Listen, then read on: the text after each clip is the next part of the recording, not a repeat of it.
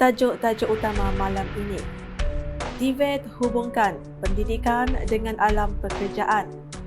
Dialog pendidikan kongsi inisiatif Kerajaan Sarawak. Johor berambih sungkit mukah diteruskan. Kerajaan Sarawak lulus RM5 juta bagi kawasan Tanjung Datu. 8 JKKK Persatuan dan Kelab terima geran MRP di Pakan. LAKMNS dimarahkan bulan Ramadan.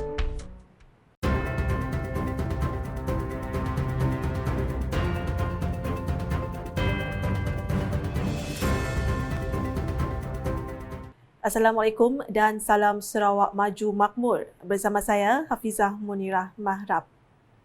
Pendidikan dan latihan teknikal dan vocational TVET merupakan penghubung kepada pendidikan dengan alam pekerjaan. Timbalan Menteri Pelancongan, Industri Kreatif dan Seni Persembahan Sarawak, Datuk Sneddon Lawan berkata, ini memandangkan ia merangkumkan proses pembelajaran dan teknikal dalam satu masa. Menurut beliau, TVET merupakan proses pendidikan dan latihan yang mempunyai hala tuju pekerjaan dan penekanan utama terhadap amalan industri untuk menghasilkan tenaga kerja yang kompeten dalam bidang tertentu. Ia juga menegaskan bahawa isu ekonomi dan sosial dapat ditangani dengan membangunkan sumber manusia, kemahiran TVET. Arti kata pemilikan kemahiran TVET menambah baik peluang untuk mendapatkan pekerjaan yang akan memberi pendapatan kepada seseorang, seterusnya dapat hidup dengan sempurna. Beliau berkata demikian semasa berucap dalam Majlis Convocation Persijilan Kemahiran Malaysia ke-7 di Kuching pada Sabtu. Tambah beliau lagi, TVET sudah diiktiraf oleh kerajaan memandangkan ia merupakan salah satu daripada 14 pemacu utama perubahan dalam rancangan Malaysia ke-12 RMK-12. Hal ini penting kerana kerajaan berhasrat untuk mencapai sasaran 35% tenaga kerja mahir menjelang 2030 dan memastikan 15% pesertaan belia lepasan sekolah dapat program TVET setiap tahun. Tambahnya, Kerajaan Sarawak juga menitik beratkan kepentingan TVET dengan pengukuhan pendidikan sains, teknologi, kejuruteraan dan matematik STEM dalam usaha untuk melahirkan tenaga kerja mahir dan sumber manusia dalam membantu agenda pembangunan negeri. Seramai 250 pelajar Sarawak yang menuntut di pelbagai institut pengajian tinggi awam dan swasta di sekitar Lembah Kelang menyertai sesi dialog pendidikan di Pusat Konvensyen Kuala Lumpur pada Jumaat. Program tersebut dianjurkan oleh Yayasan Sarawak dengan kerjasama Sarawak Volunteers.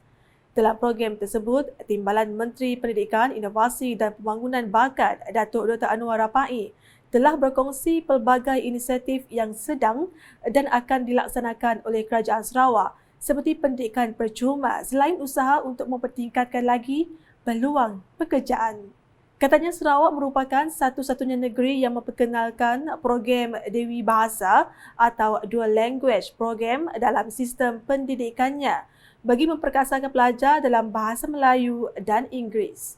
Beliau turut menyentuh perlunya generasi baru untuk menguasai ilmu dan kemahiran kerana Kerajaan Sarawak sedang beralih ke arah teknologi dan ekonomi baru seperti hidrogen dan sebagainya.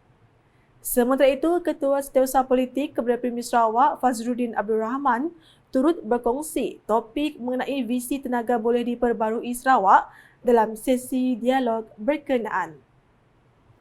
Johor berambih sungkit Mukah 2024 iaitu trend berbuka puasa beramai-ramai diteruskan di dataran Pehin Setiaraja Mukah pada Jumaat. Ahli Dewan Undangan Negeri Talian Royston Valentine berkata, program itu dibuka kepada orang ramai untuk hadir bersama membawa juadah masing-masing dan berbuka puasa bersama. Pihak pengajuan telah membuat persiapan mengindahkan kawasan dataran Pehin ini dengan suasana yang lebih kepada suasana raya lah, dengan lampunya. Dalam hal itu, Royston memberitahu dataran Pehin Setiaraja berpotensi untuk menjadi tarikan orang ramai, terutamanya pada hari Minggu untuk beriadah bersama. Kerajaan Sarawak telah meluluskan peruntukan sebanyak RM5 juta untuk membaik pulih masjid dan surau di kawasan Tanjung Datu serta pembinaan sebuah dewan baru bagi Persatuan Chung Hua Lundu. Ahli Dewan Undangan Negeri Adun Tanjung Datu Azizul Anwar Adenan berkata, daripada jumlah itu sebanyak RM1.5 juta diperuntukkan bagi membaik pulih masjid dan surau di kawasan Dewan Undangan Negeri Dun Tanjung Datu. Manakala katanya Persatuan Chung Hua Lundu juga akan menikmati dewan baru menerusi peruntukan sebanyak RM3.5 juta. Beliau berkata demikian semasa majlis penyerahan geran projek kecil luar bandar MRP dan bantuan pelajar Institut Pengajian Tinggi di Dewan Serbaguna Mahligai Gading pada Jumaat. Selain itu, Azizul turut menyampaikan sumbangan Hari Raya kepada golongan sasar bagi kawasan Tanjung Datu dan simbolik penyerahan dilakukan kepada pemancar Melayu daerah Lundu, Bentani Suni. Seramai 50 orang asnaf dari zon Lundu turut menerima sumbangan berupa bakul makanan, wang tunai dan anak pokok buah. Sebanyak 8 jutaan kuasa Kemajuan dan Keselamatan Kampung JKKK, Persatuan dan Kelab telah menerima geran projek kecil luar bandar MRP berjumlah RM240,000.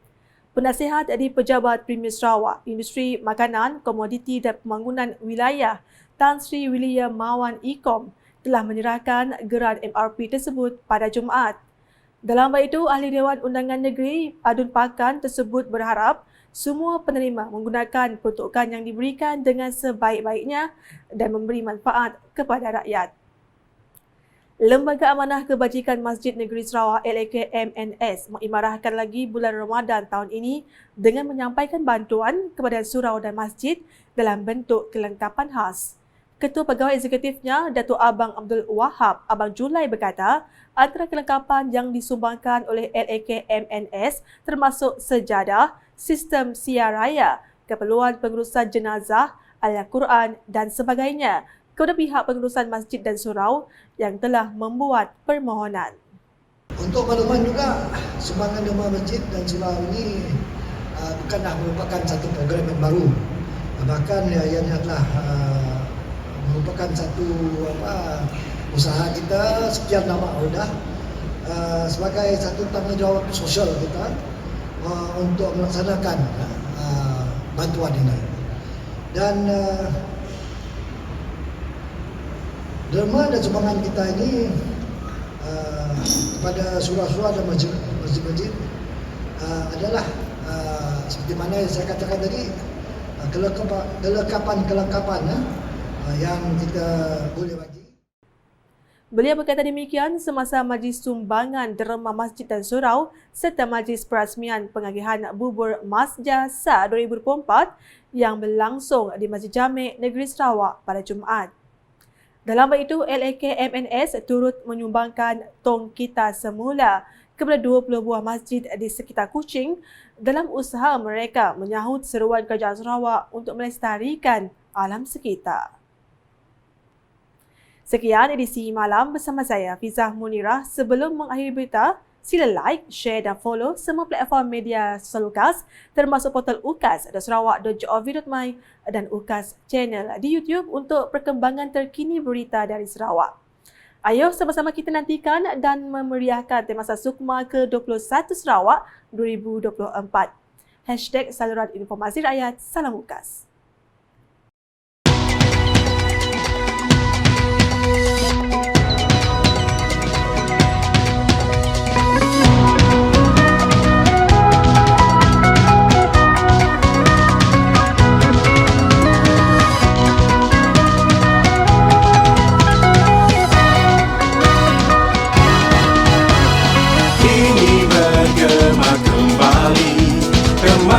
Sukan yang dinanti dengan harapan yang tinggi, kejayaan dimiliki,